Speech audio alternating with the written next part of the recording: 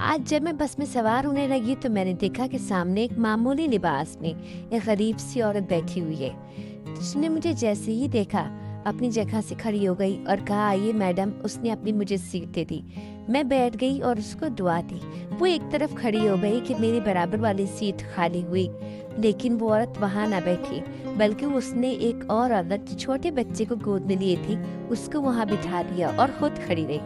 تھوڑی دیر کے بعد وہ عورت بھی اتر گئی اور سیٹ پھر خالی ہو گئی، مگر وہ عورت تب بھی وہاں نہ بیٹھی. پھر اس نے ایک بزرگ آدمی جو ابھی سوار ہوئے تھے ان کو جگہ دی اور بٹھا دیا. تھوڑی دیر کے بعد اگلے اسٹاپ پہ وہ بزرگ بھی اتر گئے، لیکن وہ عورت تب بھی نہ بیٹھی. اب مجھ سے رہا نہ گیا. میں نے اس عورت کا ہاتھ پکڑا اور بٹھایا اور پوچھا کہ بار بار سیٹ خالی ہوتی گئی لیکن تم نہیں بیٹھی، کیا وجہ ہے؟